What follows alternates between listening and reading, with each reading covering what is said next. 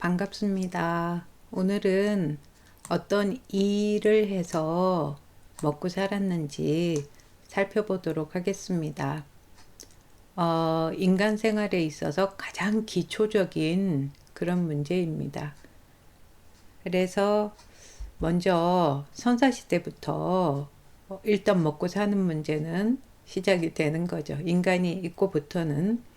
그런데 이 먹고 사는 문제에 대해서는 대부분의 시간이었던 정근대 사회에서는 굉장히 그 유형이 단순했다고 볼 수가 있습니다. 근대 사회로 넘어와야 굉장히 이제 복잡한 그런 일들이 나타나게 되는 거거든요. 그래서 그 이전 중에서도 특히 선사시대 같은 경우는 아직 무슨 계급이라든지 국가, 제도 이런 것들이 만들어지기 전입니다. 그래서 인간하고 자연의 관계만 존재를 하는 거죠. 그래서 자연을 극복해 가면서 이제 먹고 사는 것에 집중하는 시기이고, 아직까지 어떤 일이 생활하고 완전히 분리되지 않는 그런 상황이라고 볼 수 있습니다. 그래서 아주 초기에는 인간이 힘이 없습니다. 그러니까 이제 채집을 하는 거가 먹고 사는 가장 중요한 일이었습니다. 그러니까 과일이 있으면 가다가 따먹는다든지 하는 시기죠. 그래서 이 채집행위가 이제 주가 되는 그런 이제 일들을 통해서 먹고 사니까 굉장히 살기가 이제 팍팍한 그런 시기였다고 볼 수가 있고, 그러다가 이제 조금 이제 똑똑해지면서 인간들이 이제 도구를 제작을 해서 사용을 하기 시작했었죠. 그래서 그 도구를 제작하고 나니까, 그리고 똑똑한 머리가 이게 결합이 되면서 사냥을 본격적으로 할 수 있게 됐던 걸로 봅니다. 그래서 그 뭐 돌도끼를 만들든가 뭘 하든가 해가지고서 아직 그 굉장히 힘이 있는 상태가 아니기 때문에 주로 뭐 함정을 판다든지 하는 방식, 그런 방식을 통해서 이제 사냥을 하게 됐던 거죠. 그래서 이제 단백질의 섭취원을 마련을 하게 됐던 걸로 볼 수가 있습니다. 그렇지만 여전히 채집이 주된 거고, 사냥은 이제 부수적으로 이루어지는 이런 상태였다고 볼 수가 있습니다. 그런 과정에서 이제 뭐 채집하거나 사냥하거나 이런 것들을 이제 교환을 하기도 했겠죠. 당장 자기들이 필요한 거를 이제 자기가 조금 넉넉하게 확보를 했고, 부족한 게 있으면 교환도 이루어지던 그런 상황으로 볼 수가 있고, 한쪽에서는 서서히 이제 사냥을 했던 그런 그 동물들을 가축화시키는 일이 생겨납니다. 그러니까 개라든지 이렇게 그 기르는 거죠.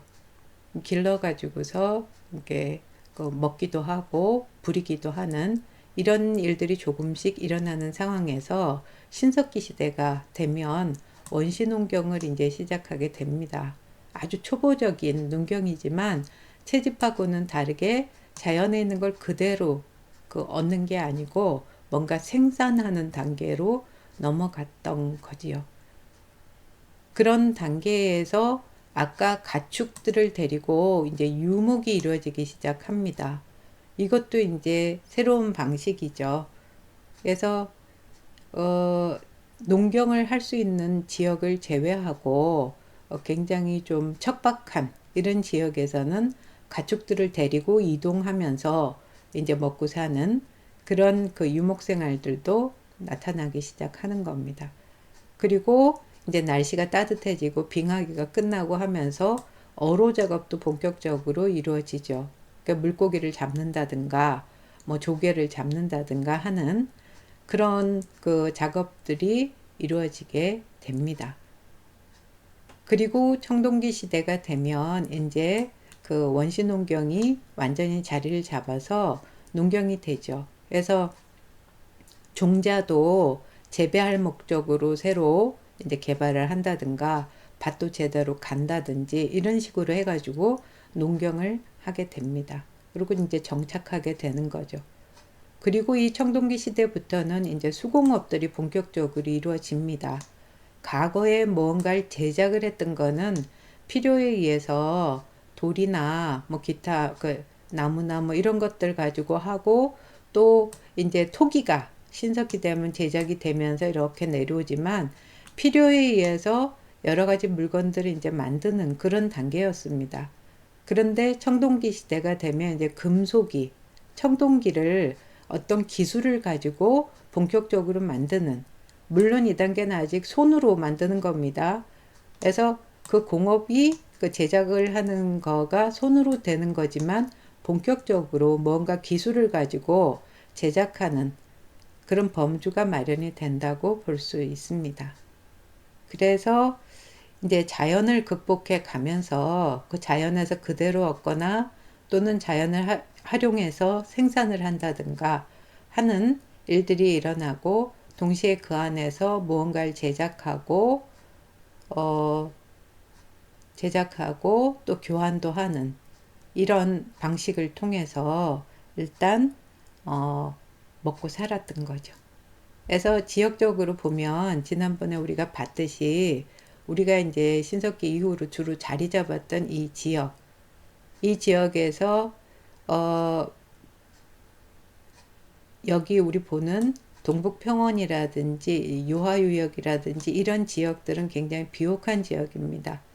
그리고 한반도 쪽에서도 상대적으로 이렇게 서쪽에 있는 곳은 농경지가 많은 곳이고, 그 다음에 이 낙동강 쪽도 이쪽 그 왼쪽 편에 있는 지역들은 상대적으로 비옥한 지역입니다. 그리고 여기 한경도에서 남쪽에 있는 이 함흥평야 부분이라든지 이런 데 이제 농경지들이 있죠. 그쪽에서는 이제 농경사회로 빨리 진행이 됐을 거고, 나머지 이쪽에 이렇게 산악이 많은 지역들, 이런 지역들에서는 뭐 수렵을 한다든가, 그 다음에 좀 넓은 곳에서는 유목도 할 수가 있겠고, 여기 바닷가 얕은 곳, 이런 곳에서는 이제 어로 작업도, 또 광이나 이런 데서는 어로 작업도 하고, 이런 식으로 이제 생활을 해 나가는 모습을 보였을 걸로 생각하는 거죠. 이런 이제 선사시대에서 청동기 시대로 넘어가면서 서서히 이제 초기 국가로 진행을 해 가게 됐죠. 그래서 초기 국가는 청동기 시대 때 이제 우리 계급이 나타난다고 했습니다. 그래서 군장, 아주 소수의 군장 그룹하고 피지백 계급으로 나눠지면서 그때부터 이제 하는 일들이 정해지게 되는데, 그렇다 그래서 딱 뭐 어떻게 법적으로 제도적으로 서로 각각의 일이 정해져 있는 상황은 아니었습니다. 이런 상황에서 이제 청동기가 제작이 되는데, 이 위에 있는 군장이나 족장 그룹은 이제 전쟁을 하거나 그 집단을 이끄는 역할이면서 동시에 이런 청동기와 같은 그 당시로 보면 가장 신기술이죠. 청동기 제조 기술, 이런 거를 가진 존재였다고 볼 수 있습니다. 그러니까 이런 수공업들이 청동기 제작 기술이나 이런 것들이 이제 나타나게 되는 거고요. 그래서 그 군장이나 족장이나 이런 그 소위 말하는 요새로 치면 대장장이 대장 정도가 군장 족장 그룹이기도 했던 그런 상황으로 볼 수가 있는 겁니다. 그러다가 이제 철기 시대로 넘어가게 됩니다. 그러면 연맹국가로 발전하면서 왕이 이제 그 맹주국의 대표로서 존재하게 됐던 거죠. 그래서 왕이나 이 군장 족장 그룹들은 이때부터 주로 이제 전쟁이 나거나 그러면은 나가서 싸우는 그런 역할을 이제 하게 되는 거고, 생산 활동을 주로 하던 거는 이제 피지백의 무급에서 이렇게 분화된 사람들 중에서 민이 담당을 했던 거고, 철기 시대로 오면 철기 중에 철기는 청동기하고는 다릅니다. 청동기는 이 실용성이 없는 금속입니다. 굉장히 무르고 현실 생활에 쓸 수 있을 만큼 값싸지도 않고 제조 기술도 어렵고, 그렇지만 철기는 단일 금속이고 굉장히 단단하고 대중화할 수 있는 그런 도구였기 때문에 이 철기 수공업은 그 실용적인 무기라든지 아니면 농기구 제조술로 발달하게 되는 겁니다. 그래서 이 철기 기술, 철 제조술의 그 발전 속도가 그 사이의 발전 속도를 가늠할 수 있을 정도로 중요한 의미를 가지게 되는데, 이 철기 농기구나 여기 기반해 갖고 민이 담당하던 이 농업이 급속히 이제 발달할 수 있는 그런 상황이 되죠. 그렇게 되면 이 당시에 먹고 남은 것들이 꽤 많이 생기게 되는 겁니다. 그 먹고 남은 것들, 그걸 가지고서 이제 사고 파는 상업이 이루어지게 되는 거죠. 물론 이때 이제 지배 계급 쪽에서 주로 이루어지는 일들입니다. 그래서 이런 상업이 등장을 하게 되고, 동시에 이 범위가 커지면서 그 당시 이제 국가 대 국가, 물론 이제 연맹왕국 단계지만 중국이라든지 이제 주변 지역하고 무역 형태로까지 이게 진행이 될 수 있게 되는 겁니다.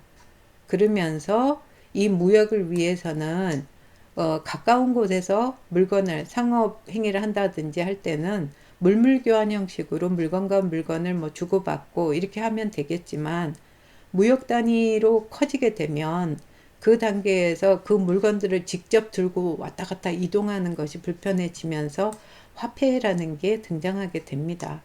물건을 대신해서 비교적 가벼우면서 옮기고 다니기가 좋고, 또 모든 사람들이 인정할 수 있는 물건, 그 물건을 갖고 이제 화폐들이 만들어지게 되는 거죠. 이런 상황인데, 잠깐 아까 우리 이 당시에 노비 역할을 보면, 피지배 계급에서 분화한 노비 같은 경우는 이 왕이나 군장, 독장을 위해서 존재하는 그들의 이제 사유물입니다. 그러면서 동시에 이때 이제 노비가 하던 역할을 뭐로 볼 수가 있냐 하면, 수공업에서 실제 몸을 움직여서 물건을 제작하는 역할로 볼 수가 있습니다. 그러니까 청동기나 철기 제조 기술은 그 당시 지배계급이 갖고 있는 겁니다. 근데 그걸 실제로 만드는 역할은 그 아래에 있던 노비들을 시켜서 했겠죠.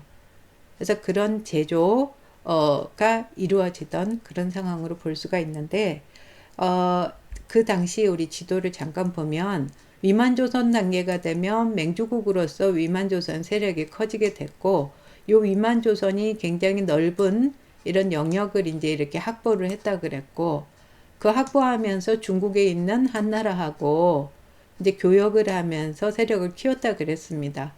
그럼 이 위만조선 같은 경우에는 한나라나 아니면 북방 세력이나 아니면 있는 진국 같은 경우하고 교역을 하게 되는 거죠. 그러니까 무역이 이루어지게 되는 겁니다. 그렇게 되면서 이 길을 막고 이 진국하고 한나라하고의 교역을 막았던 것이 이제 갈등의 원인이 되기도 했던 거거든요. 근데 범위가 이렇게 커지는 경우에는 화폐가 필요하죠. 근데 그 화폐를 이 당시에 전부 연맹왕국 단계에 있던 위만조선에서 직접 만들 수 있는 상황은 아닙니다. 그러니까 이때 등장하는 거는 중국에서 사용되던 화폐들입니다. 그러니까 요즘처럼 화폐가 누가 발행했느냐가 중요한 게 아닙니다. 이 당시에는 그 물건이, 예를 들어서 우리가 명도전을 이때 중국식 화폐 같은 걸 가져다 썼다 그러면 재료가 동입니다. 주재료가. 그러면 구리죠. 그 구리가 주재료인 걸 가지고 와갖고 청동을 가지고서 화폐를 만들어서 쓰면, 그걸 가지고서 다른 물건을 사거나 해갖고 교환에 가치가 일반적으로는 있는 겁니다. 그런데 만일에 그것을 화폐로 사용할 수 없을 때, 그러면 그게 물건으로서라도 가치를 가져야 한다는 겁니다. 그래서 녹여서 청동으로 사용해도 그걸로 내가 교역을 할 때만큼의 어떤 가치를 가지고 있어야 화폐 구실을 할 수 있다는 거죠. 그래서 이때 이제 중국의 그런 화폐들을 가져다가 이제 교역 수단으로 사용했던 걸로 볼 수가 있고, 그러다가 이제 고조선이 망하고 지금 이렇게 한나라 군현들이 들어오게 됐고요. 그 다음에 한쪽에선 철기 문화에 기반해서 아주 여러 국가들이 이제 연명왕국 단계에서 서서히 발전해가는 그런 단계가 됩니다. 요 단계가 되면 이 중국에서는 굉장히 구리가 많이 생산이 되고 질이 좋지만, 그러나 철 같은 경우는 그 우리나라에서 우리는 구리 생산량은 많지가 않습니다. 그래서 그 화폐 제조에 굉장히 어려움을 겪게 되는 그런 상황이지만, 상대적으로 철은 굉장히 품질이 좋은 그런 철이 생산이 되고, 대표적인 지역이 여기 변안 지역입니다.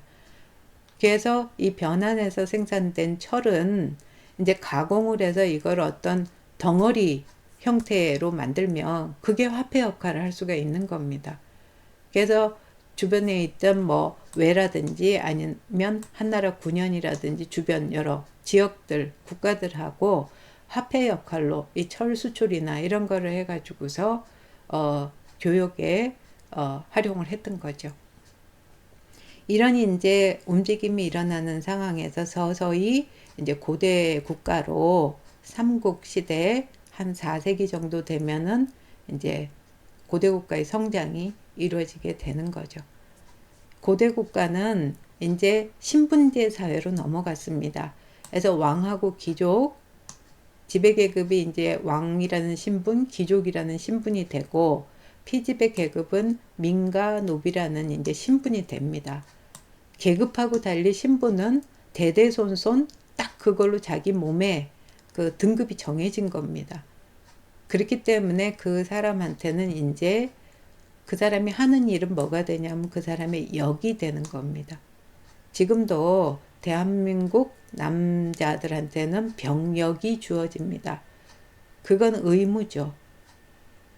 그래서 이 당시는 이 왕으로서의 역이 있고 귀족으로서의 역이 있고 아예 역할이 정해지게 되는 겁니다. 그래서 왕이나 귀족 같은 경우에는 그 역이 특권이 되는 거지만, 민이나 노비 같은 경우에는 그 역이 의무가 되는 이런 시기가 되는 거죠. 그래서 주로 이 당시에 이제 민들이, 그리고 이제 일부 노비들이 하게 되는 일들은 농업이라는 역을 이제 하게 되는 겁니다. 그걸 갖고 이제 국가에 여러 가지 세금을 낸다든지 하는 역을 또 부담을 해야 되는 거죠. 그래서 이 시기는 300년간 전쟁이 이루어지면서 농업 발달에 굉장히 치중했다 그랬습니다. 그래서 우경이 나타납니다. 소를 이용해서 농사를 짓게 되는 거죠. 그러니까 소가 밭을 갈면 훨씬 깊게 갑니다. 그러면 씨를 뿌려도 뿌리가 깊고 생산물이 많아지고, 사람보다 훨씬 같은 시간에도 많은 일을 할 수가 있는 소가 이제 농사에 도입이 되면서, 한편으로는 비가 안 올 때도 그 제대로 농사를 지을 수 있는 저수지도 만들게 되고, 또 한편으로는 그 농사를 할 수 있는 그 여러 가지 것들을 예측할 수 있는 게 천문학입니다. 그래서 하늘을 살펴서 어떤 식으로 지금 그 시간이 흘러갈 때마다, 그 날짜가 지날 때마다 그 농업에 필요한 여러 가지 조건들이 형성되는지를 연구를 할 수가 있게 되는 거죠. 이런 이제 여러 가지 작업들이 이루어지면서 농업이 발달하고, 이 민은 주로 그런 농업을 하면서 그 국가의 역을 부담을 하게 되고, 일부 노비는 이제 왕이나 귀족 이런 데 속한 존재로서 그 일부 농업을 하고, 일부는 왕하고 귀족을 이제 시중을 들고, 또 한편으로는 왕이나 귀족이 이 당시에 전쟁을 주로 하니까 그 전쟁에 나갔을 때 따라 나가서 같이 싸우거나 죽거나 하는 역할을 하게 됐던 걸로 볼 수가 있습니다. 그리고 이전 단계까지는, 초기 국가까지는 수공업이 이런 노비들, 개인적인 노비들에 의해서 물건을 만드는 이런 단계였습니다. 그런데 이제 고대 국가로 넘어가게 되면 국가라는 단위에서 여러 가지 필요한 물건들도 만들어지고, 또 한편으로는 왕이나 귀족을 위한 그런 그 여러 가지 물품 제조가 필요하게 됩니다. 그래서 율령에 의해서 만들어진 관청 중에 수공업을 담당하는 관청도 생기게 되는 겁니다. 그래서 여러 가지 물건들, 그래서 기술을 가진 수공업자를 아예 딱 배정을 해갖고 그 사람이 이제 물건을 생산하게 되는 이런 상황으로 가죠. 그러면 농사를 잘 지어서 이제 많은 물건들이 생산이 됐고, 한쪽에서는 관청 단위로 수공업을 하니까 많은 물건들이 또 나옵니다. 그러니까 그 당시에 이제 귀족들이 모여 살던 도시, 수도에는 시장들이 이제 형성이 되게 되는 겁니다. 그리고 시장을 관리하는 관청도 생기게 되죠.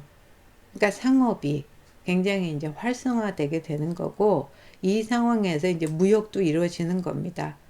이 국제무역은 이제 고대 국가가 되고 나면 여기 우리 보듯이 여기 있던 중국이라든지 아니면 이 저 삼국 상호 간에 또 외 이쪽에서 이제 국제 무역이 이루어지게 되는 건데, 이 무역은 그렇다 그래서 오늘날 뭐 무역처럼 모든 백성들의 필요에 의해서 많은 물건을 사고 팔고 하는 게 아닙니다. 여기를 보면 이게 주고 팔던 것들이 주로 보면 금은, 모피라든지 비단, 서적, 도자기라든지 인삼, 뭐 직물 주로 저기죠. 그리고 이 외 같은 경우는 섬이기 때문에 곡식이 부족하기 때문에 곡물을 하지만 주로 이제 비단이라든지 뭐 이런, 그러니까 주로 이 삼국은 그 중국 물건을 받아다가 외에 중개무역하는 이런 것도 귀중품 중심으로 많이 가게 되는 거고, 이 삼국도 왕이나 귀족이 필요로 하는 그 문화적인 뭐 서적이라든지 도자기, 사치품 이런 것들을 주로 무역을 하는 거고, 그 개인이 왔다 갔다 할 수 있는 정도의 그 상황이 아니기 때문에 주로 국가 단위에서 중국하고 이제 책봉을 받고 조공무역을 하고 이럴 때 무역이 이루어지는 그 정도 수준으로 볼 수가 있습니다. 이렇게 이제 그 삼국시대가 쭉 진행이 되다가, 그러다가 이제 신라가 밑에는 통일을 해서 성립을 합니다. 그리고 조금 지나면 위에 발해가 이렇게 성립을 하게 되죠. 그러면 요 둘은 모두 귀족 국가였습니다. 그러니까 기존에 그 우리 고대 국가 성립기처럼 그 집에 신분이 있고 그 다음에 그 피집에 신분이 있는 요런 상황이었죠. 이런 상황에서 아주 귀족 중심의 화려한 그런 이제 그 문화가 만들어지는데, 왕이나 귀족은 지금까지는 주로 전쟁이 나면 나가서 싸우는 그런 전사의 역할을 많이 했었었는데, 그 기능은 축소가 됩니다.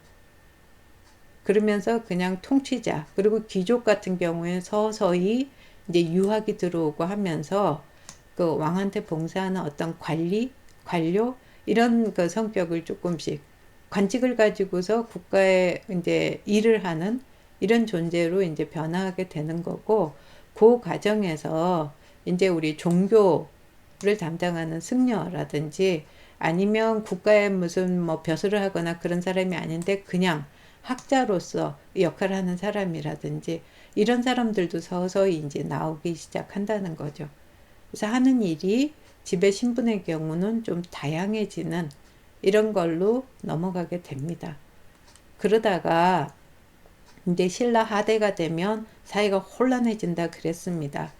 그래서 이 과정에서 새로 이제 지식인층이라든지 아니면 민에서 주로 성장한 호족 세력들이 많이 나타나게 된다 그랬는데, 이 호족들은 그 당시에 이어지던 자연재해를 극복하고 여러 가지 기술을 개발해 갖고 생산력을 높이면서 성장한 그런 사람들입니다.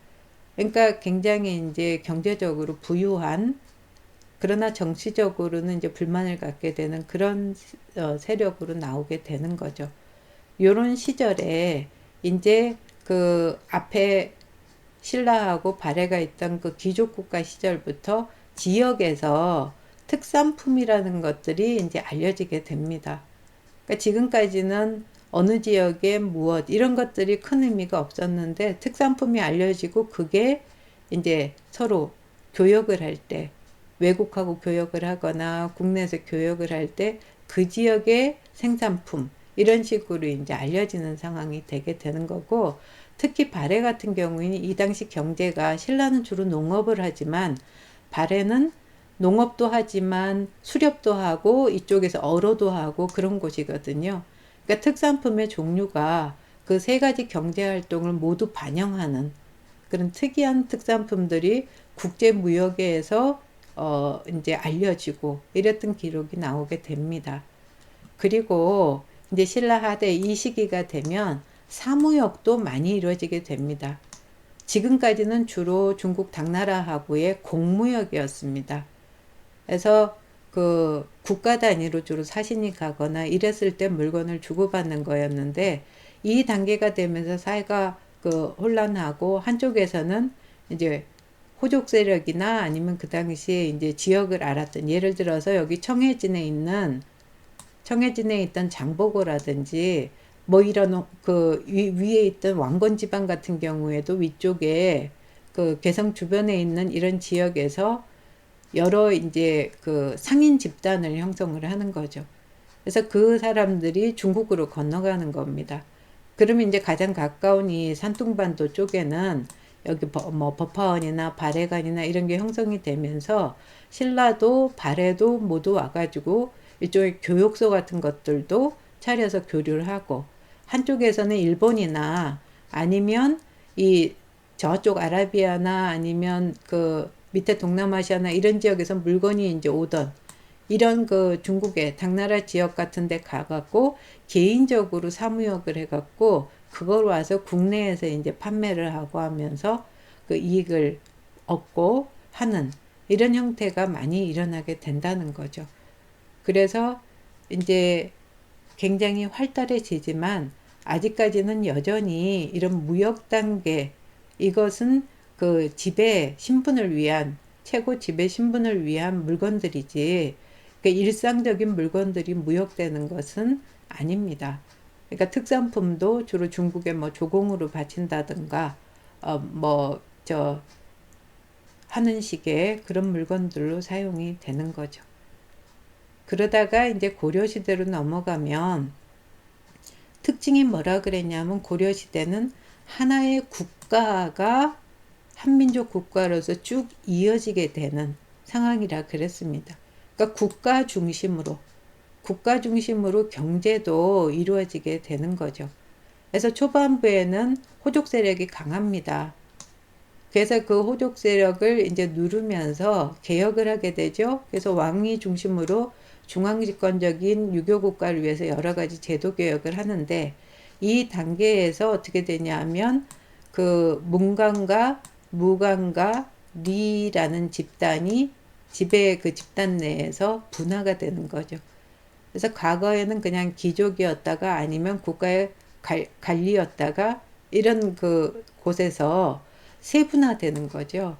그래서 문관인가 무관인가 실무인 리인가 이런 식의 이제 그 구분이 이루어지는 단계로 넘어가고, 이후에 문관의 고위 문관 출신으로 해서 귀족한 문벌이 나타나고 왕하고 매개한 측근이 나오고 이제 사회 기본을 끌어가는 리가 이제 이렇게 나오게 되지만, 위에서 문무관 그다음 실무관 이렇게 나눠진 그 구분들은 쭉 이루어지게 되니까, 그러니까 그 안에서 다시 세분화해서 특히 리 같은 경우에는 뭐 자기의 전문 분야가 전부 있게 되는 거죠.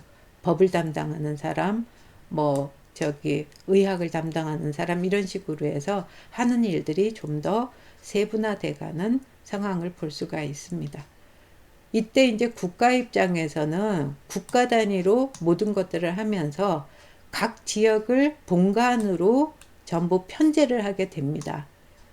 지금도 본관은 쓰입니다. 예를 들어서 김해, 김씨 이렇게 할 때는 김해가 본관이 되잖아요.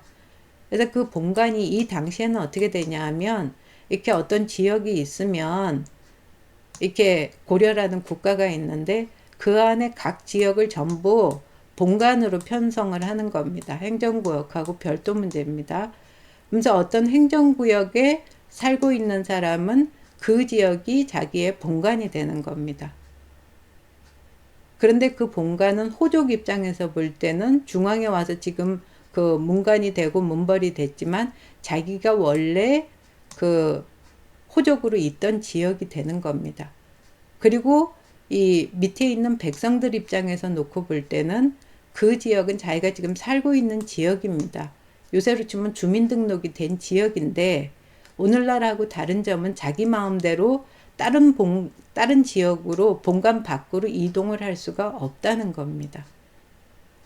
그러니까 지난 시간에 우리 살펴봤던 행정구역 중에 향소, 부곡 이런 곳은 굉장히 이제 그 낮은 단계의 행정구역입니다. 그럼 거기 살고 있는 사람은 부담이 많고 하니까 딴 데로 이사 가고 싶어도 가면 안 되는 겁니다. 그래서 국가가 사람들을 딱 본관에다 묶어 놓고 거기서 이제 여러 가지 그 역을 담당하게 시켰던 거죠. 이런 상황이 되는 거고, 한쪽에서는 국가가 역법을 본격적으로 시행을 하게 됩니다. 역법이라는 거는 요새로 치면 달력입니다.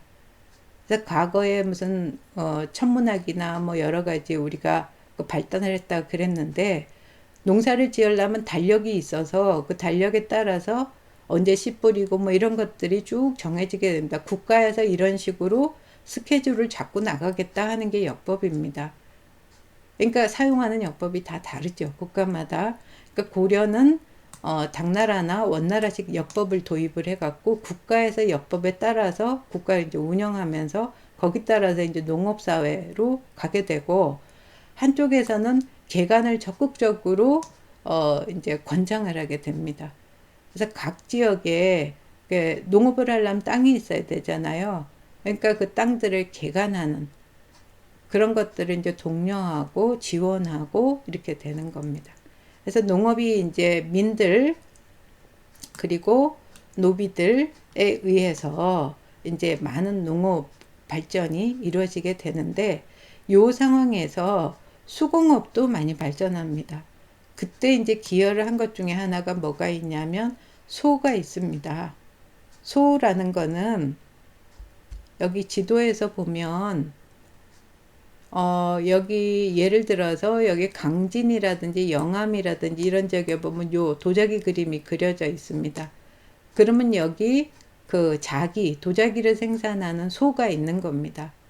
이런 식으로 소라는 거는 특수행정구역 중에서 어떤 직물이라든지 자기라든지 뭐 금이라든지 은이라든지 여러 가지를 생산하는 그런 특수행정구역입니다.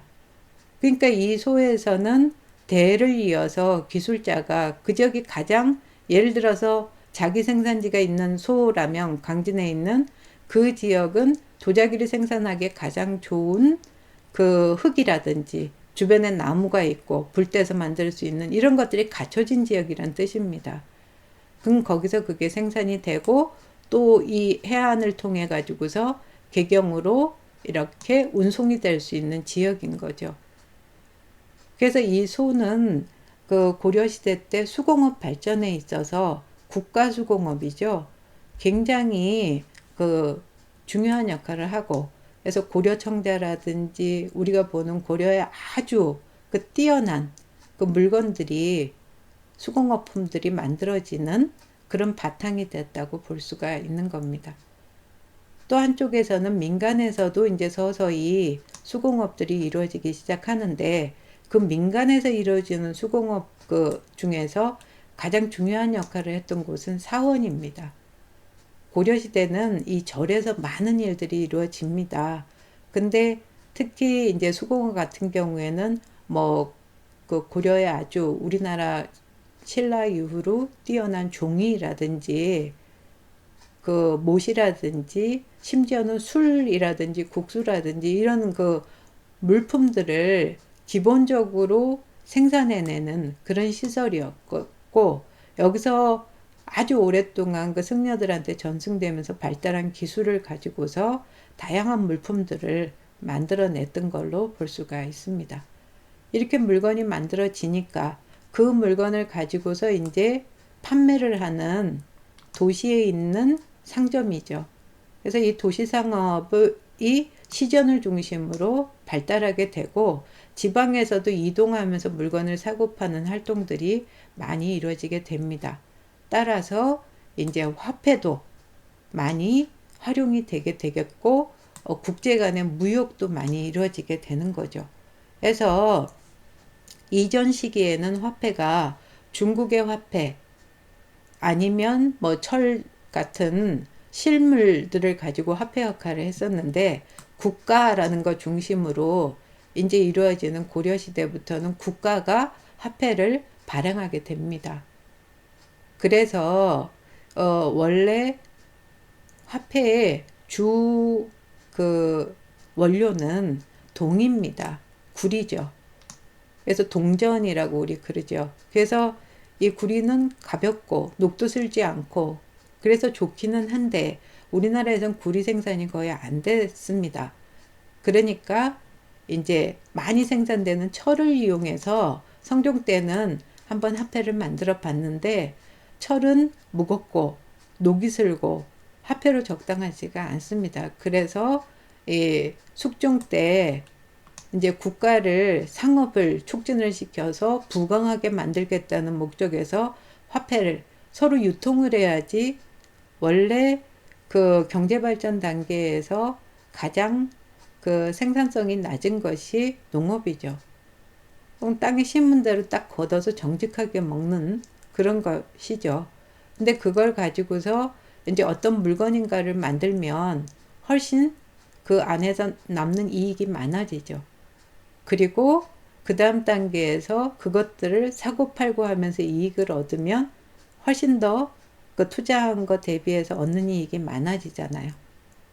그렇게 되니까 국가 입장에서는 상업을 촉진시키기 위해서 노력하고 그래서 화폐를 이렇게 적극적으로 제조를 했던 겁니다. 그랬는데 한쪽에서는 이제 은병도 만듭니다. 이제 동이 아니고 고액건으로 일테면 은이죠. 금은 너무 귀해서 화폐로 사용할 수 있을 정도는 안 됩니다. 그러니까 국제교역이나 이후로도 그 가장 중요한 그런 화폐 역할을 하는 게 은입니다. 근데 이 숙종 때 만든 은병은 너무 고액건입니다. 그래서 주로 이제 그 문벌 귀족이나 이 사람들이 재산으로 그냥 이렇게 보관하는 이런 역할을 해서 실질적으로 많이 활용되지는 않았고 동전 같은 경우에도 그렇게 많이 활용되지 못하고 이후 맥이 끊기게 됩니다. 그래서 고려는 주로 이제 어디하고 무역을 많이 하게 되냐 하면 송나라하고의 무역에 집중합니다. 여기 보면 그 왔다 갔다 하는 물건이 고려의 이제 특산품들이 가고 한쪽에서는 그 문화적으로 필요한 서적이라든지 뭐 약재라든지 비단 자기 이런 것들이 들어오게 되는 가장 중요한 그 무역 대상입니다.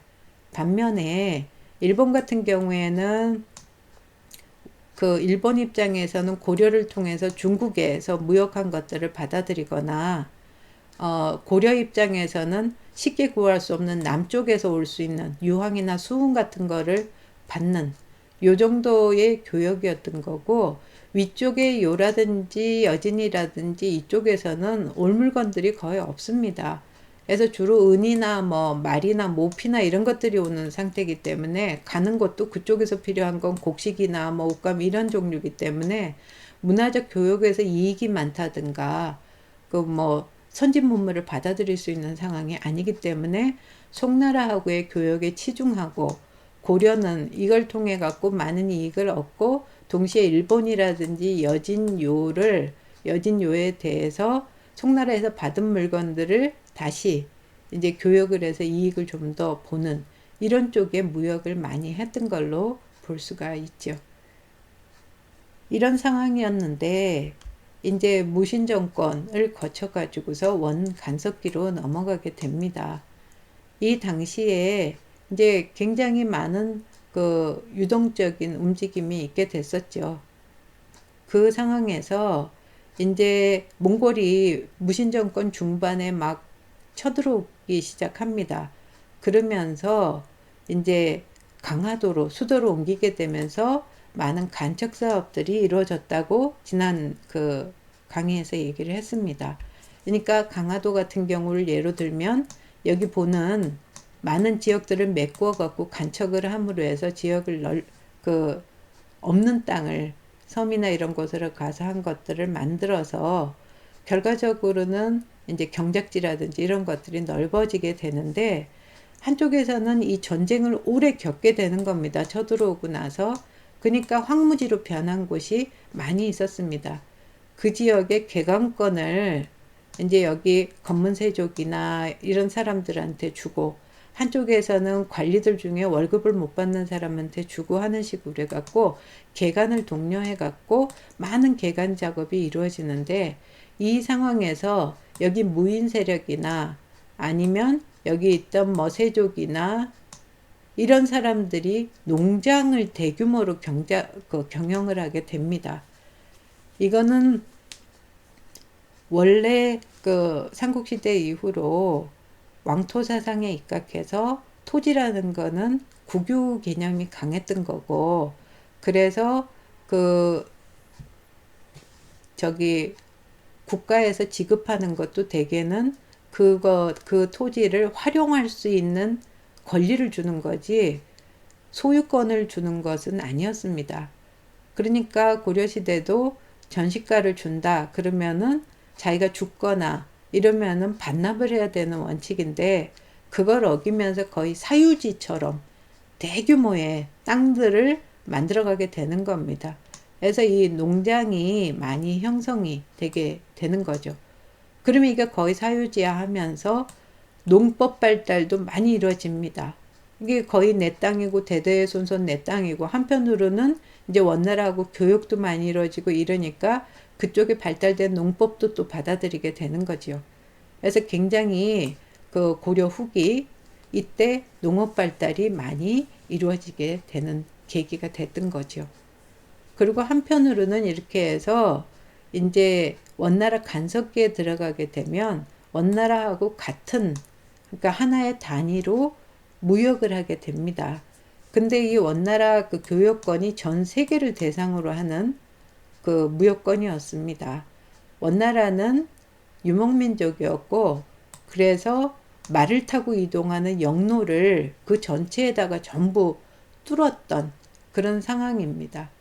그러니까 여기 보듯이 여기 대도를, 베이징이죠. 여길 중심으로 해가지고서 모든 지역, 전 세계로 통하는 지금 선으로 연결된 이런 역로들이 형성이 돼 있었던 겁니다.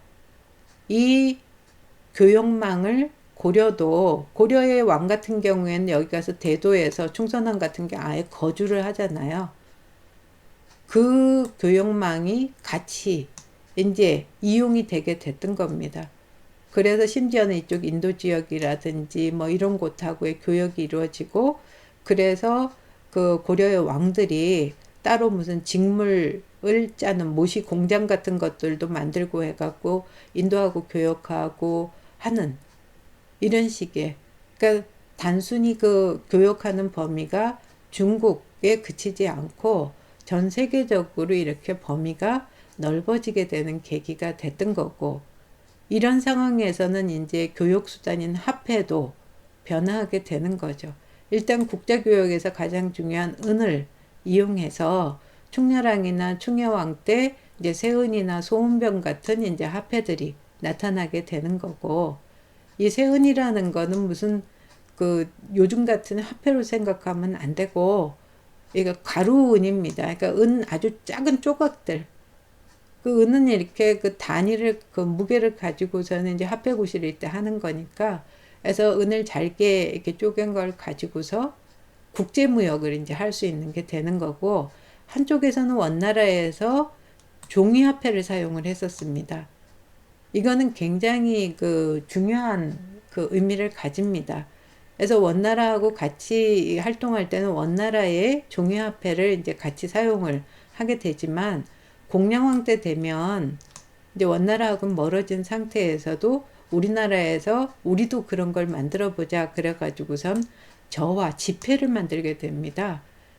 이 지폐는 원나라 입장에서도 그 지폐를 만드는 게 결국은 나중에 그 나라가 망하는 원인이 된 거거든요. 마구 찍어내 갖고 종이가 이제 화폐가 되고 그 화폐가 그 활용이 되기 위해서는 그 신용이 중요한 겁니다. 지금까지 이 물건은 은이나 굴이나 이것들은 화폐를 안 써도 딴 걸로 쓸 수 있지만 종이로 쓴 거는 거기다가 이거 얼마짜리라고 쓴 게 물건을 그 바꾸는 역할을 할 수 없을 때는 아무 의미가 없게 되는 거죠.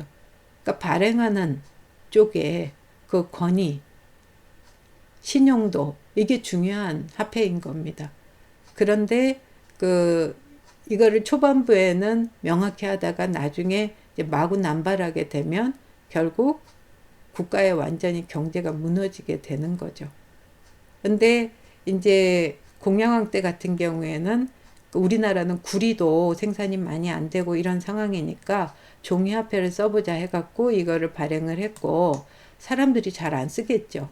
그러니까 저걸로 이제 세금을 강제로 받는다든지 하는 시도를 해보지만 그렇게 성공적이지는 않았던 단계였습니다. 여하간 굉장히 이제 상업도 발달하고 이런 그 상황이 됐었는데 조선시대로 이제 넘어가게 되면 상황이 이제 완전히 반대 방향으로 가게 되는 거죠. 지난번에 얘기했듯이 조선시대는 왕과 양반의 나라였습니다. 그래서 이곳에서는 이제 상업을 하거나 이런 거를 안 합니다. 건농억상을 하게 되는 거거든요. 농업은 권장하고 상업은 억제하는 이런 식의 국가 정책인 겁니다. 그 이유는 뭐냐 하면 유교사회에서 지금 상경이 가능해진 겁니다.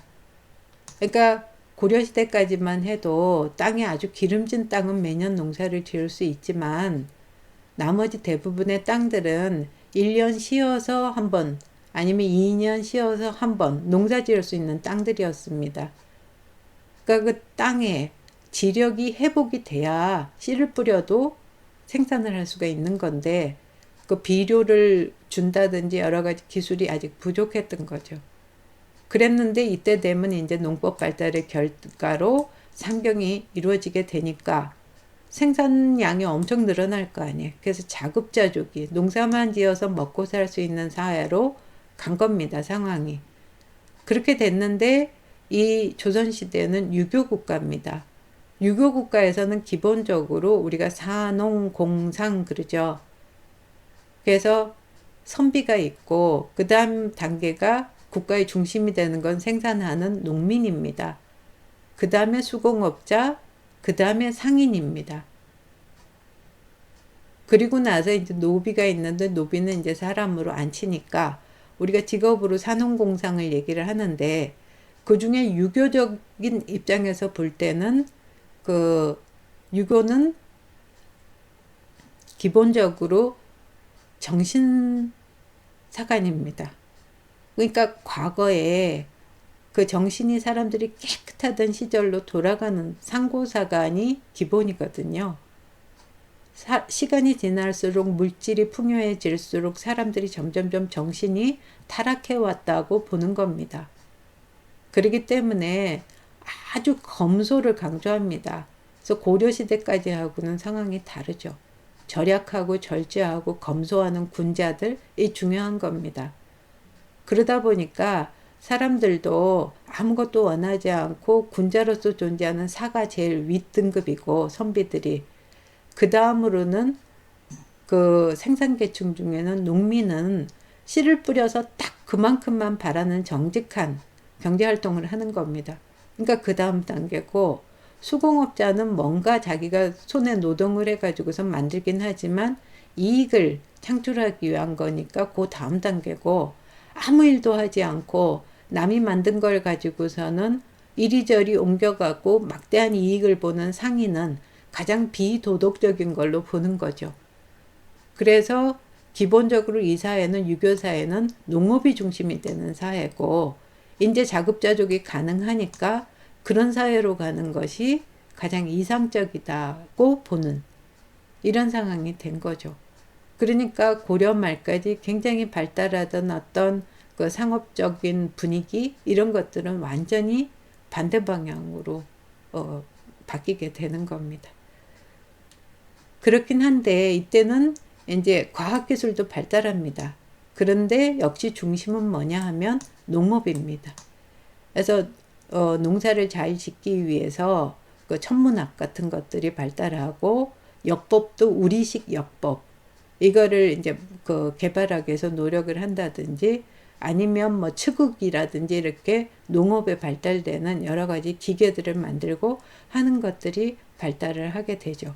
그래서 그런 것들을 만들고 또 유교 국가에 부합하는 그런 물건들을 만들기 위해서 관영수공업이 발달합니다. 그러니까 이전까지 가정수공업이라는 거는 주로 그 집의 신분들의 어떤 사치라든지 아니면 욕구 이런 것들을 만족시키기 위한 목적이 많았습니다. 근데 이제 관영수공업은 뭐냐 하면 어떤 농업기계라든지 이런 것들을 만드는 아니면 유교국가에서 아주 필요한 게 이제 서적을 만들어서 문화를 발전시키는 겁니다. 그러기 위해서는 인쇄하는 그런 그 글자, 활자 제작 이런 것들이 굉장히 중요하죠. 그러니까 그런 것들을 만들고 하는 이런 식의 관영수공업들이 발달을 했던 거죠. 이렇게 해서 이 시기에는 조선이 처음 이제 이렇게 성립된 시기에는 상민 중에서 농민이 중심이 되는 농업 사회 그래서 그 농업을 통해서 상민들이 굉장히 위상을 좀 높여서 이렇게 갈 수 있는 사회로 갔던 거고 대부분 이런 자영농 스스로가 경작권을 가진 농민으로 이제 그 자리할 수 있도록 그 토지라든지 이런 것들도 그 농사를 짓는 그 농민들한테 경작권을 대규모로 주는 전체적으로 주는 형식의 국가 정책이 만들어진 겁니다.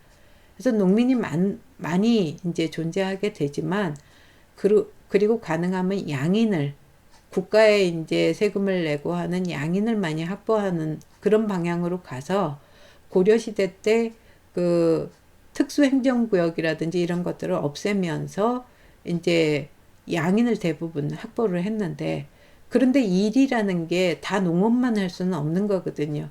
그래서 그 몸이 신분이 양인이 전부 그렇게 된 사람 중에도 그러니까 하는 일이 굉장히 천한 일이 있었던 겁니다. 그 일은 그대로 해야 되는 사람이 많은 거죠. 예를 들어서 나루터에서 뱃사공이라든지 뭐 이런 일들은 사람들이 힘들다고 하기 싫어하는 그런 일들입니다. 그런데 그 힘든 일을 하는 사람들도 양인으로 만드는 겁니다. 대신 그 일은 대대로 그 집안에서 대부분 하게 되는 그런 경향이 강한 거죠. 그래서 양인으로서 그 천인의 일을 하는 이런 사람들도 가도기적으로 있게 되고 노비는 이제 그 개인이나 아니면 국가에 소속이 돼서 이제 농업을 하거나 아니면 주인의 시종을 들거나 아니면 관청 같은 데 속해 있는 경우는 아주 말단 공무원으로서 역할을 이제 하는 그런 쪽으로 가게 됐던 거죠. 이런 체제가 이제 농업사회라는 거는 변함없이 지속이 됐는데 그랬는데 조선 중기로 넘어가면 사림사회로 넘어가거든요. 그래서 이 사림들이 지방에서 중소지주로서 땅을 가지고서 향약으로 그 지역을 이렇게 자치적으로 운영하는 그런 상황이 되게 됩니다. 그러면서 이 양반 사림들이 전부 이제 주변에 있는 원래 이 상민들한테 실제로 농사 짓는 백성들한테 주어졌던 경작권 이런 것들을 자기들이 확보를 하게 되는데 그러면서 그 땅에 대해서 거의 소유권을 가지게 되는 상태로 그래서 토지 문서가 만들어진 걸 가지고서 마음대로 사고 팔고 할 수 있는 이런 상태의 지주제로 전환을 하게 됩니다. 그럼 실제로 농사 짓는 농민들, 그 상민들은 그 땅을 양반들한테 넘기고 소작농이 되는 거고 양반들은 지주가 돼서 그 땅을 이제 그 거의 소유하는 식의 지주제로 이제 전환이 된 거죠.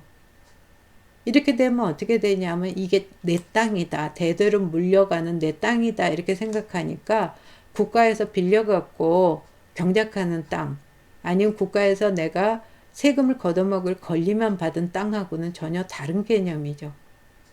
그러니까 이 양반 사림들이 이 땅을 효율적으로 경작해가지고서 이익을 내는 방법들을 많이 고안을 하기 시작하겠죠. 그래서 각 지역에 조그만 이제 개울이나 이런 걸 막아서 만든 소형 저수지, 우리 보라고 부르는 이런 것들이나 이런 것들이 굉장히 많이 만들어지고 배운 사람들이잖아요. 그러니까 여러 가지 농법이라든지 이런 것들도 많이 받아들이고 적용하면서 농업이 상당히 발달하고 생산력이 늘어나는 그런 역할도 또 하게 됩니다. 이런 상황에서 많은 소출이 있게 되는데 이때부터 이걸 가서 팔아야 될 거 아니에요. 그러니까 장시가 활성화됩니다. 지금까지 교류는 대부분 이제 중앙에서 도시에서 상업을 하는 거였죠. 거기서 만든 수공업품이나 뭐 이렇게 그 사치품이나 이런 종류로 문화적인 제품 이런 것들을 사고 파는 상설시장이 수도에 주로 있게 되는 건데 이제는 물건들이 양반살림들이 각 지역에 흩어져 살았잖아요. 그러니까 각 지역을 3일에 한 번씩 5일에 한 번씩 돌면서 장시를 통해서 그런 교역이 이루어지는 단계로 많이 이동해 가는 겁니다. 이런 상황에서 이제 임진왜란이 터졌고요. 좀 있다가 이제 호란도 병자호란, 뭐 정묘호란 해서 임난호란의 전란을 거치게 됩니다. 특히 임진왜란은 국토가 쑥대밭이 됩니다. 이걸 거쳐가지고서 그리고 나면 그 다음에 이제 강해군 때부터는 본격적으로 전후복구를 그 황폐화된 농경지나 이런 것도 되돌려야 하고 경제를 되돌려야 하는데 과거처럼 그냥 농사 지어 가지고서는 소박하게 그 농업을 육성하고 상업을 억제하는 걸로 이제 더 갈 수가 없습니다. 왜냐하면 이미 지주제로 인해서 이렇게 상업적인 그 시가 있는 상황에서 임난호란을 거쳐갖고 중국에 그 지원병들이 오면서 엄청나게 은이라든지 이런 그 화폐라든지 그 상업적인 분위기라든지 이런 것들을 전부 다 유포를 시킨 상태입니다. 그렇기 때문에 예전처럼 되돌아갈 수 있는 그런 상황이 아니었고 한쪽으로는 이제 새로 등장하는 이제 왕들 같은 경우는 이제 탕평 정책을 통해서 왕이 중심이 되는 상공업 중심 사회로 이행하려고 여러 가지 개혁 정치들을 하게 되는 겁니다. 그러니까 이런 상황에서 이제 일단 기본적인 농업도 발달하죠. 그래서 다양한 형태의 농법이 발달하는데 과거처럼 내가 딱 경작해서 딱 요걸로 먹고 그렇게 소박하게 살겠다가 아닙니다. 이제 이 농업하는 이유도 발달해서 많이 농사 지어서 그걸 팔겠다는 거죠. 그래서 광작 현상이 일어나게 되는 겁니다. 그러니까 여기 있는 중인이나 민이나 이런 존재들 중에 이제 시대에 적응을 잘한 사람들은 그런 농법도 발달시키고 하면서 부민이 되는 겁니다. 거상이 되고 부민이 되고 이런 사람들이 나옵니다. 그래서 이 사람들은 거기 적응하지 못한 사람들은 어떻게 되냐면 상한이 되는 거죠. 그래서 그나마 있던 땅들 전부 그 소작농으로도 있지 못하고 돌아다니면서 자기 노동을 파는 임노동자가 되는 겁니다. 이 사람들을 머슴으로 쓰면서 아주 넓은 땅을 자기 땅이 없더라도 그 넓은 땅을 빌려서라도 합쳐서 넓게 농사를 지어서 이익을 내는 이런 그 상업적인 농업 이런 쪽으로 갑니다. 그러니까 기존처럼 이렇게 벼농사만 짓거나 이런 게 아니고 담배라든지 뭐 여러 가지 이익이 많이 나는 그런 농업을 하는 그런 현상들이 이제 나오게 되는 겁니다. 그러면서 한편으로는 수공업도 발달합니다. 예전처럼 관청에서 딱 국가에서 필요로 하는 그런 물건들을 생산하는 게 아니고 돈을 벌기 위해서 이 부자가 된 사람들을 살 수 있는 사람들이 많이 나타나잖아요. 아니면 국제적으로 이제 교역을 할 수 있는 이런 상황이 이제 벌어지면서 수공업품을 여러 가지를 판매를 하기 위해서 많이 만들게 됩니다. 민간에서 이런 것들이 이루어지게 되죠. 그러니까 거기에 이제 상업자본들이 형성되는 겁니다.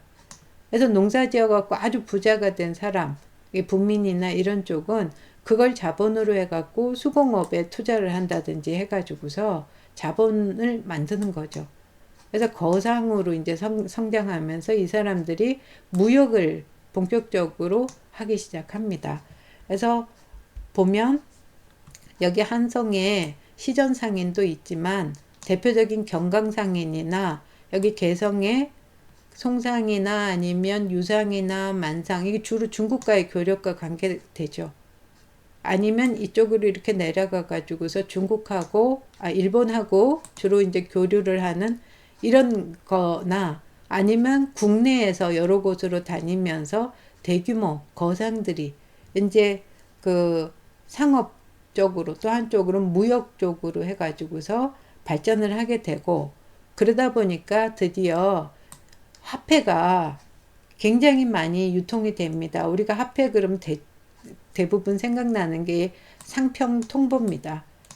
그래서 이 상평통보가 이제 우리가 보통 얘기하는 동전이 엄청나게 많이 그 이제 주조가 되게 되고, 이걸 가지고서 실제로 사람들이 사고 팔고 이 일을 하게 되고, 이 상업행위가 굉장히 발달되니까 어떤 일이 일어나냐 하면 어음이 나타나는 겁니다. 이 개성상인들의 어음입니다. 그래서 이 어음이라는 거는 여기 글씨 이렇게 써주고 얼만데 몇 냥인데 지금 3만 냥인데 뭐 며칠까지 내가 지급하겠다 하는 거, 이거 완전히 신용거래거든요. 이런 것들까지 이제 상업활동이 촉진되면서 나오게 된다는 거죠. 그래서 화폐가 다양한 형태의 화폐들이 나타나게 되는 거고, 화폐가 공급되기 위해서는 국제교류에서 중요한 건 뭐라 그랬냐면 은이라 그랬습니다. 아니면 화폐를 만들기 위한 구리도 필요하고 이렇게 되죠. 그러니까 강업이 굉장히 발달하게 되는 거죠. 그래서 그 지도에서 보듯이 여기 우리 발달한 그런 지역들, 그리고 나중에 무슨 그 홍경래 난이라든지 이런 난이 일어나는 지역이나 이런 곳들이 되게 광업이 발달하거나 이런, 아니면 이 상업 이런 것들이 발달해 가지고서 돈이 모이는 곳에서 수탈이 이루어질 때, 관리들이나 향리가 수탈할 때 되게 이제 반란도 많이 일어나게 됐던 거거든요. 그래서 이제 좀 상공업 사회에 그런 씨앗들이 널리 이제 퍼지게 된, 뿌리를 받게 된 그런 시기인데, 이게 이제 꽃피지 못한 상태에서 우리가 개화기를 맞게 됐던 겁니다. 그래서 이 개화기가 되면 개항장이 설치가 되죠. 그래서 지금까지 우리는 이제 문을 닫고 있었던 상황인데, 여기 부산이라든지 아니면 제물포 아니면 여기 원산 이런 데가 문을 열게 됩니다.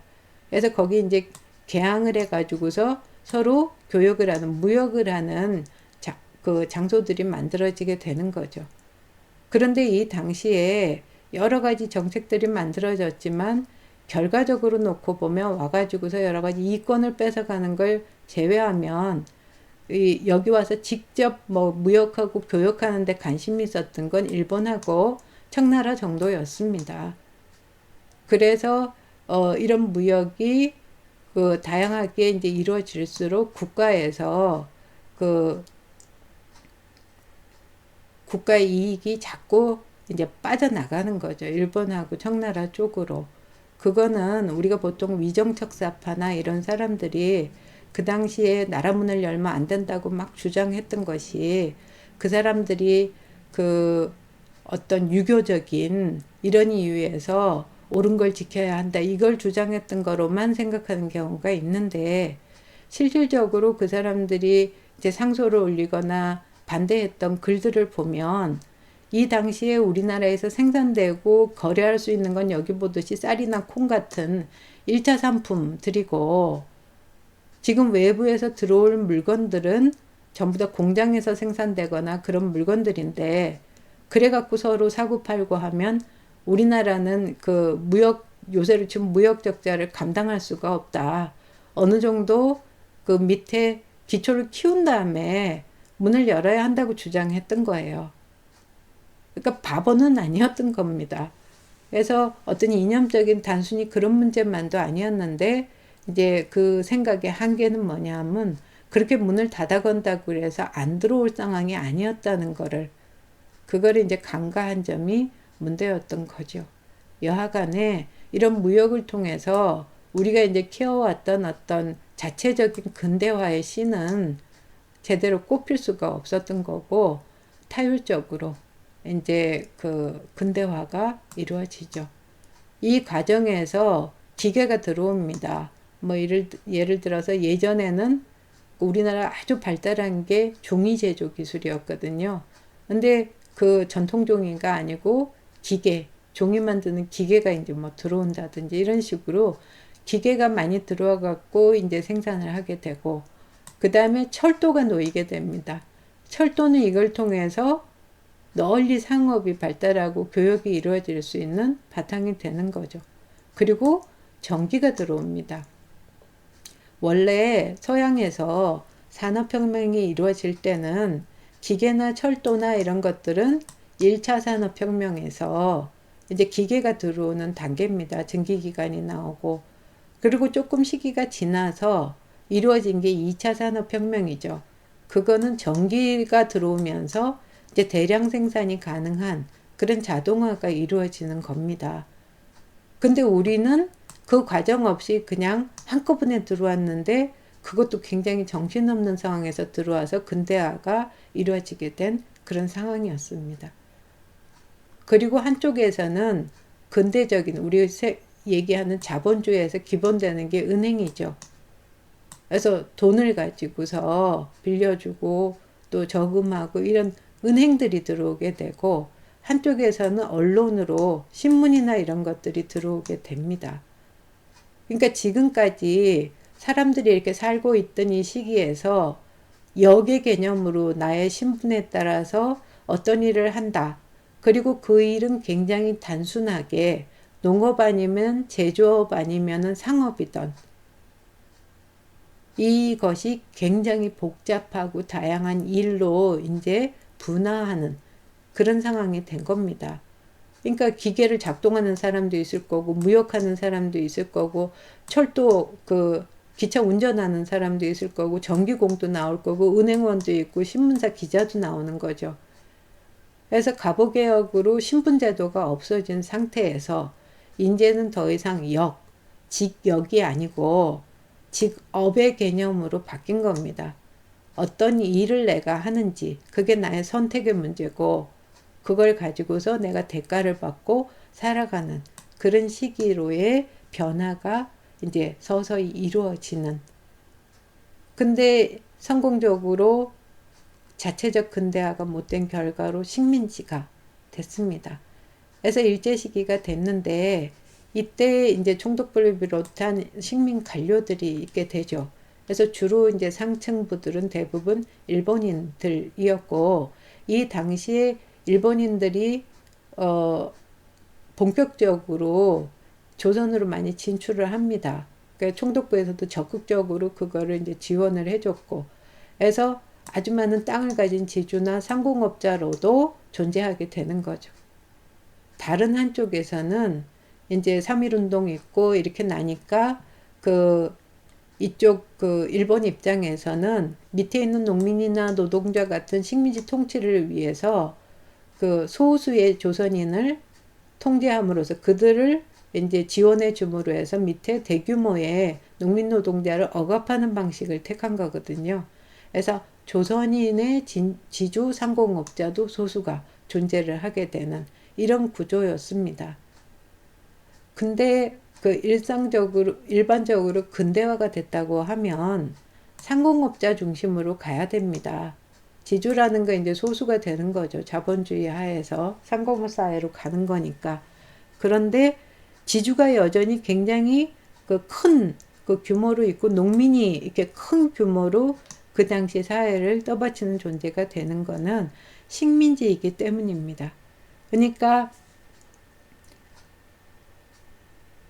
그 당시에 일본 같은 경우에 이제 상공업 중심의 자본주의 사회로 넘어갑니다. 그러면 그쪽에선 공장 지어서 모두 거기 가서 노동자가 되고 상공업자가 되고 일을 하면 그 사람들이 이제 소비를 해야 되는 곡식이나 이런 것들이 부족하게 되는 거죠. 그걸 식민지에서 가까이 있는 조선에서 조달하고자 하는 이런 상황인 겁니다. 그렇기 때문에 농업이 계속 유지가 되는 거고, 그리고 지주계급도 그 식민지주로서 굉장히 폭넓게 존재를 하게 되는 거죠. 그래서 이 토지조사 사업을 통해서 대대적으로 토지를 조사를 하고 측량을 하고 그리고 통제를 해가지고서 산미 증식 계획 이거를 통해서 그 쌀 생산을 늘리는 여러 가지 조치들을 하게 되는 겁니다. 그래서 이런 상황에서 수리조합들이 이제 많이 확산이 되게 되는 거죠. 수리조합은 저수지들이죠. 과거에 있던 소규모의 보호라든지 이런 게 아니고 크게 저수지를 만들어서 하는데 그 저수지를 그냥 무상으로 사용하고 그런 게 아니고 조합에서 이제 물 사용료식의 조합비 이런 것들을 통해 가지고서 이제 그 이익을 얻으면서 이제 농민들 어떻게 보면 수탈하는 이런 구조로 해서 한편으로는 쌀 생산을 높이는 쪽으로 가게 되는 거고, 다른 한쪽으로는 화학 비료가 사용되기 시작합니다. 이건 인류사에 있어서 화학 비료는 굉장히 중요한 의미를 갖습니다. 이전까지는 비료를 사용하더라도 퇴비거든요. 자연적으로 만들어지는 퇴비는 그걸 만들 수 있는 게 굉장히 제한적입니다. 그러니까 급속하게 무슨 그 곡식의 생산이 땅에 뭐 질이 이렇게 향상되고 하기가 어려운 상황이었는데, 이게 20세기 초부터 사용이 되기 시작했던 거고, 특히 이 조선 같은 경우에는 1930년대 이후에 그 비료 공장, 질소 비료 공장 이런 것들이 만들어지게 되죠. 그러면서 화학 비료가 주어지면 이 곡식의 대량 생산 이런 데 급속히 이제 영향을 미치게 되는 이런 상황입니다. 그러니까는 일제시기까지는 이 수리조합이나 화학비료로 인한 산미 증식이 굉장히 제한적으로 이루어지고, 해방 이후에 그 효과가 이제 더 크게 나타나지만, 기본적으로 농업이라는 그 당시에 이제 개화기 이후로 이제 상공업 사회로 이렇게 넘어갈 수 있는 그런 그 상황에서 식민지이기 때문에 농업 중심 사회로 계속 이제 묶여 있는 그런 모습을 볼 수가 있는 거고, 다른 한편으로는 이제 상공업 사회로 가는 과정에서 총독부에서 회사를 설립하는 거를 전부 관리 감독하고 뭐 허가도 하고 이런 식의 해사령이 이제 내리게 되고, 점점 이제 그 경공업 공장들이나 이런 것들이 만들어집니다. 무슨 옷감을 한다든지 이런 직물 제조라든지 그런 경공업 공장들이 쭉 만들어져 갔었는데, 1930년대 이후로는 일본이 이제 중국하고 전쟁하고 이러면서 이제 전쟁으로 넘어갑니다. 그러면은 이제 무기도 만들고 여러 가지 하는 중화학공업, 그다음 전기 만드는 발전소가 필요한 거죠. 그래서 이 중화학공업과 발전소는 식민지에서 만들 일은 아니었는데, 조선이 여기 있으면 일본은 섬이잖아요. 이쪽에 있고 지금 전쟁하고 주로 진출해야 되는 곳은 만주나 중국인 거거든요. 그렇기 때문에 골로 가는 북쪽 지역, 한반도 북쪽 지역 이 지역에 중화학공업 공장이라든지 발전소들을 많이 지었던 겁니다. 그래서 이런 식의 이제 그 변화가 상공업 쪽에서 공업 쪽에서 일어나게 됐던 거고요. 한쪽에서는 만선철도가 만들어집니다.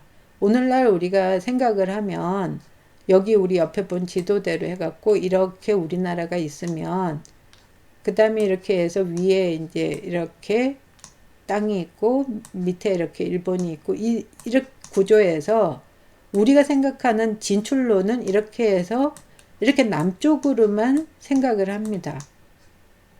그래서 우리는 바다로 나가거나 하늘로 나가지 않으면은 해외로 진출하기가 어려운 쪽으로 자꾸 인식들을 하게 돼 있지만, 이 당시에는 이 한반도하고 그 다음에 위에 있는 지역하고가 지금 다 붙어 있는 겁니다. 그러니까 어떻게 되냐면 이렇게 해가지고서는 만주하고 조선을 연결하는 철도가 있으면 그 철도를 따라서 이렇게 상업 행위라든지 여러 가지 물자 교역이 이루어지고, 또 한편에 이렇게 통해서 이렇게 거쳐서 시베리아 거쳐갖고 가면 유럽까지 갈 수 있는 겁니다. 그러니까 이 만선철도나 이런 철도들을 통해 가지고서 국제적인 그런 교역이, 일본 식민지로서 일본의 교역이 이루어지는 통로가 됐던 걸로 볼 수가 있는 거고요. 한편으로는 이 당시에 이제 서비스업들이 이제 나오게 됩니다. 이 당시에 이제 직업으로서 학생이라든지 지식인이라든지 뭐 이런 그 계층들도 나오지만, 다양한 사람들이 존재하게 되고, 그 한편으로는 백화점도 만들어지고 다방도 있고 하는 거가 도시 중심으로 해갖고 그 근대적인 문화들이 들어오게 되는 겁니다. 그래서 거기에 이제 서비스를 하는 여러 가지 그 형태의 그런 직업들도 등장을 하게 됐던 거죠. 이런 사회에서 이제 해방이 됐습니다. 해방이 되고 나서 분단이 됐죠. 그래서 우리 남한하고 북한 쪽은 가는 길이 전혀 달랐다고 볼 수 있습니다. 정치적으로 뿐만 아니고 경제적으로도 마찬가지인 거죠. 일단 그 해방이 되고 나서 이제 기속재산들이 있었죠. 일단은 미군정을 남쪽은 거치게 되는데, 이거는 일본 총독부라든지 아니면 일본인들이 여기 와서 지주나 상공업자로 갖고 있던 재산들이 전부 이제 기속이 된 거였습니다.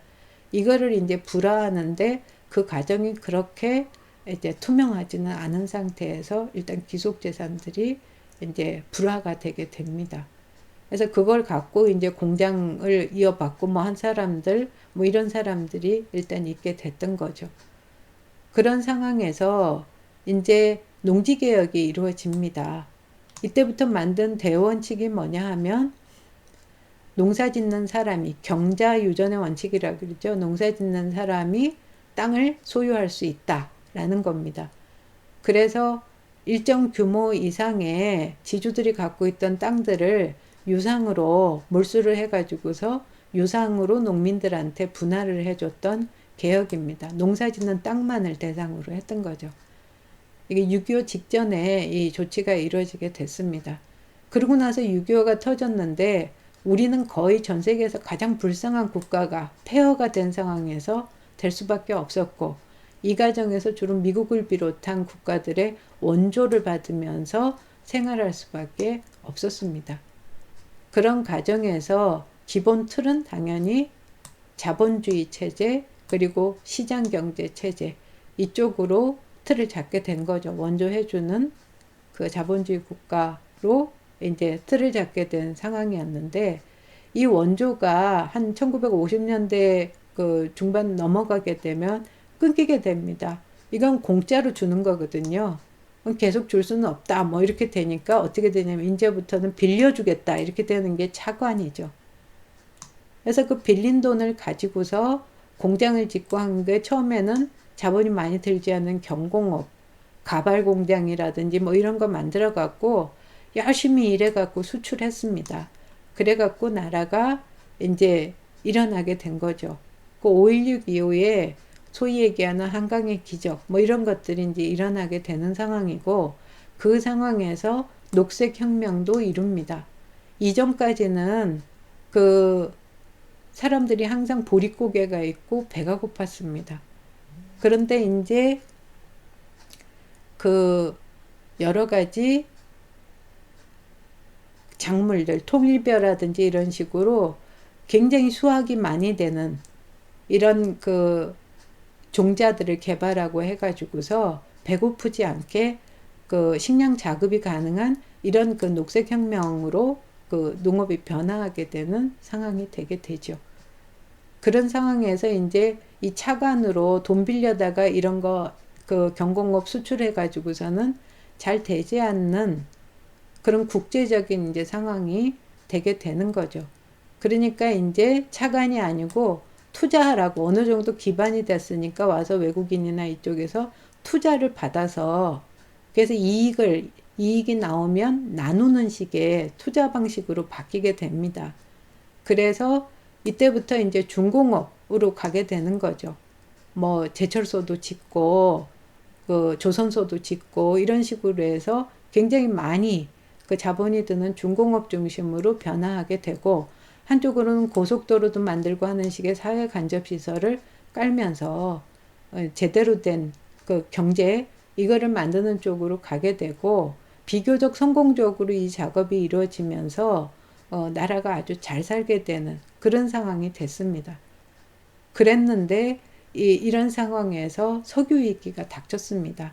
중동에서 그 석유 때문에 우리나라처럼 석유 전부 수입하는 쪽에서는 국가적인 위기가 닥치게 된 겁니다.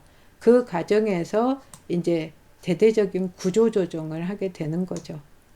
그래서 구조조정을 하게 되고 그 구조조정의 결과로 어느 정도 건전해진 그런 구조가 되니까 발전이 이루어지는데 이때 경제 집중 현상이 일어나게 되는 겁니다.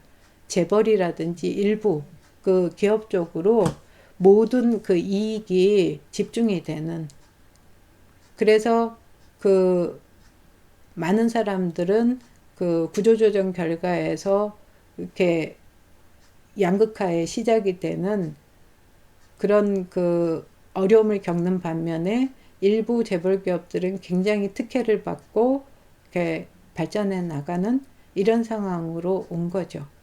이런 상황이 지속이 되는 과정에서 시장 개방이 이루어집니다. 전 세계적으로 개방적인 무역 체계로 간 거거든요. 근데 우리 같은 경우에는 이런 그 무역 체제에 적응이 안 돼 있는 상황이었습니다.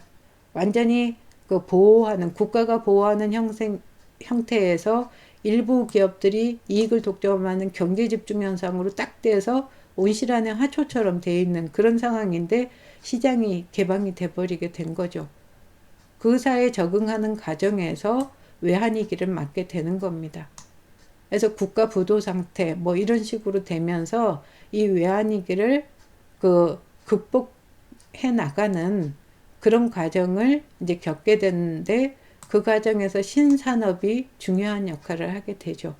그래서 지금까지 중공업 중심에 크게 제조를 해갖고 제조업에서 뭘 만들고 이런 게 아니고 이제 우리가 흔히 그 3차 산업혁명이라고 얘기하는 거죠. 정보화 되는 그래서 컴퓨터를 도입하고 해가지고서는 그 전혀 다른 경제 구조로 가는 그 혁명, 3차 산업혁명에 성공을 해서 반도체라든지 뭐 이런 것들 팔고 해갖고서 국가가 잘 이제 외환위기 극복하고서 끌어왔던 상황이었습니다.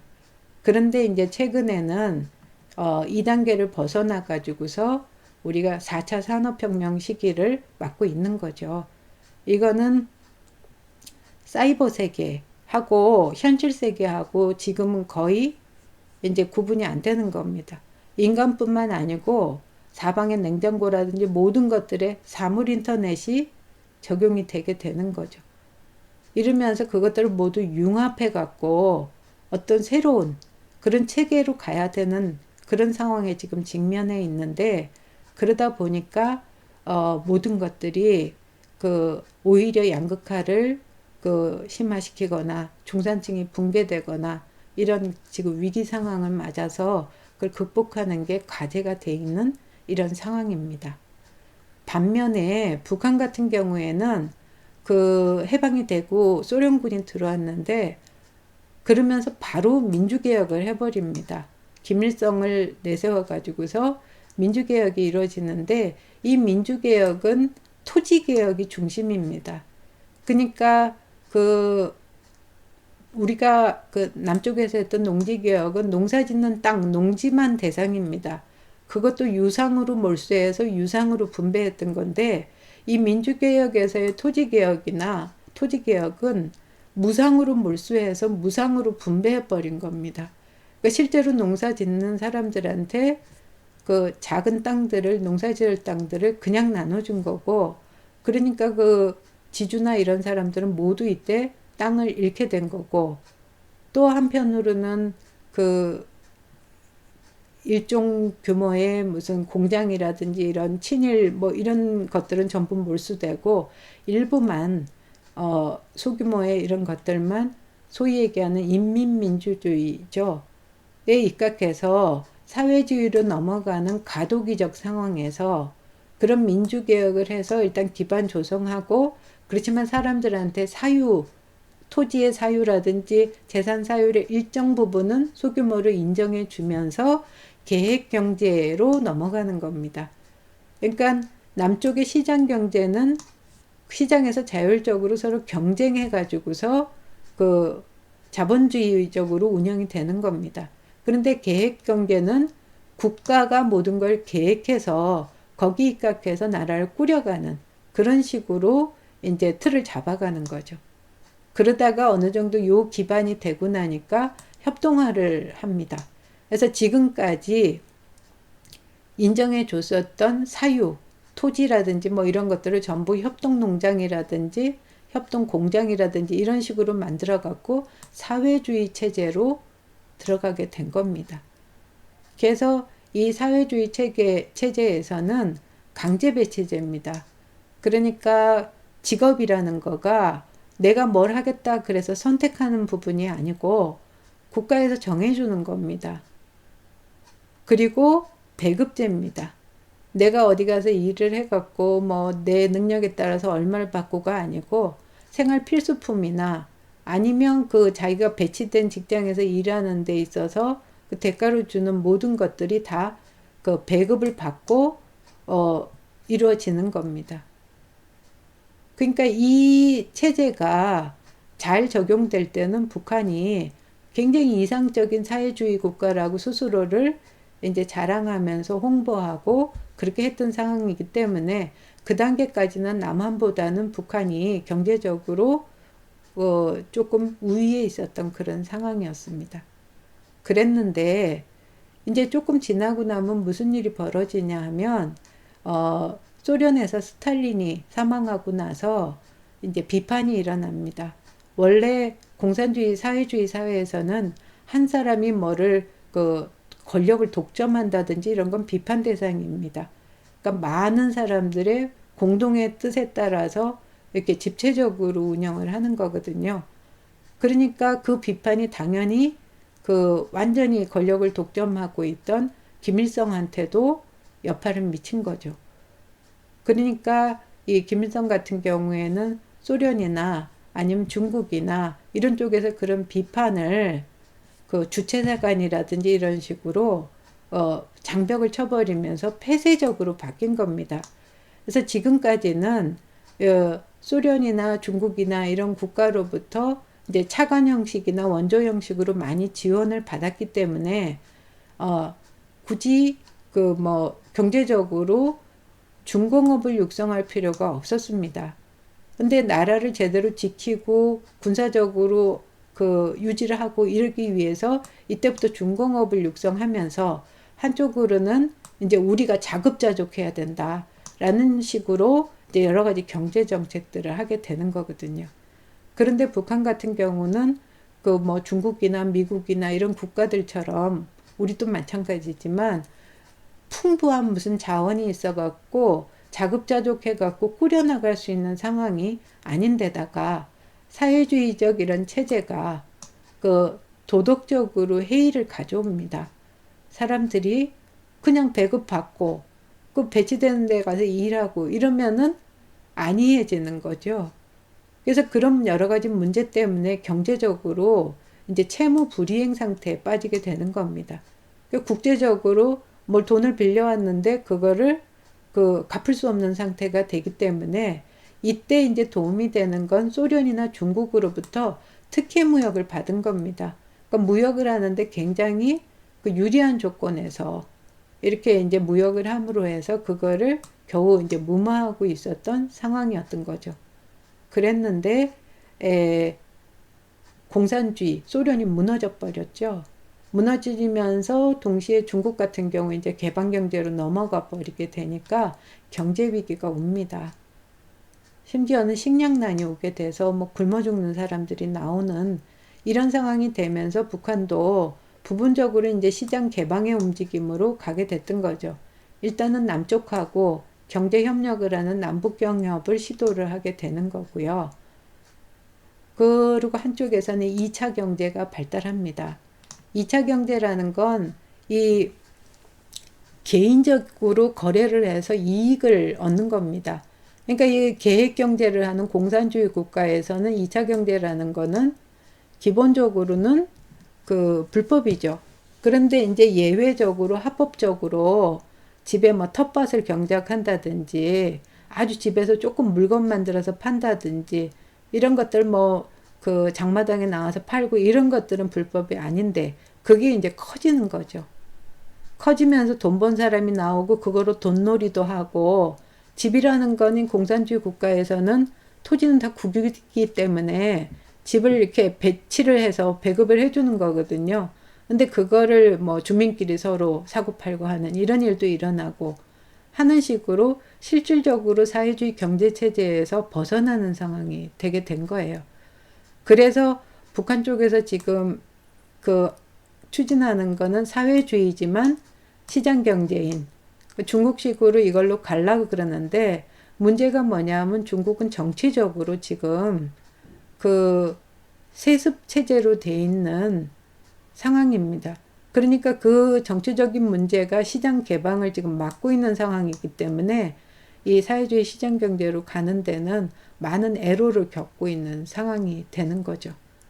그래서 남한이나 지금 북한이나 모두 해결해야 될 문제가 경제적으로 많은 그런 상황이라고 할 수가 있습니다. 수고하셨습니다.